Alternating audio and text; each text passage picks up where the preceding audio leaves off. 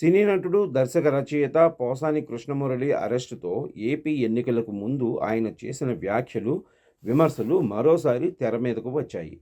Telugu Desam party అధినేత నారా చంద్రబాబు నాయుడు, ఆయన తనయుడు లోకేష్, జనసేనాని పవన్ కళ్యాణ్ మీద పోసాని కృష్ణమురళి బూతులతో విరుచుకుపడిన సందర్భాలు ఎన్నో ఉన్నాయి.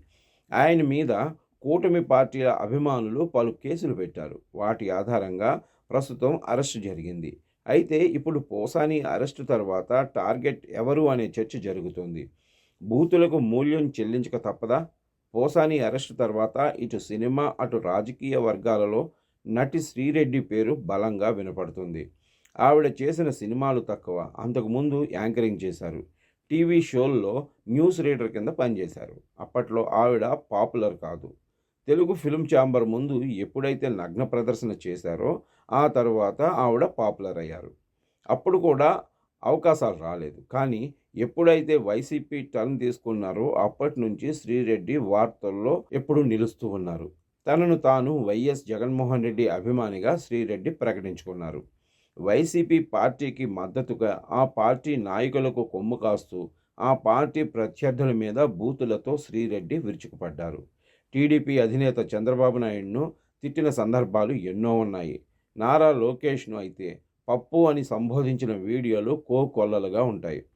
పవన్ కళ్యాణ్ మీద అయితే చెప్పాల్సిన అవసరమే లేదు. నీచమైన కామెంట్లు చేసింది శ్రీరెడ్డి. శ్రీరెడ్డి మీద Telugu Desam party, Janasena party cadre నుంచి నాయకుల వరకు అందరూ ఆగ్రహం వ్యక్తం చేస్తున్నారు. పోసాని తర్వాత లిస్టులో ఉన్నది ఆవిడ పేరేనని, ఆమె అరెస్టు కావటం కన్ఫర్మ్ అని రాజకీయ వర్గాల్లో వినపడుతోంది. పోసాని న్యాయవాది సైతం అరెస్టు తీరు సరికాదని చెప్తున్నారు తప్ప అరెస్ట్ అక్రమం అని చెప్పడం లేదు.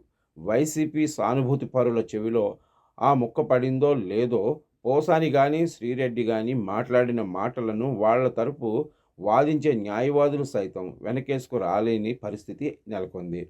తెలుగుదేశం పార్టీ, జనసేన, భారతీయ జనతా పార్టీల కూటమి ఏపీలో అధికారంలోకి వచ్చిన తర్వాత గతంలో గీత దాటి హద్దు మీరి ప్రవర్తించిన ప్రతి ఒక్కరి మీద కేసులు నమోదవుతున్నాయి.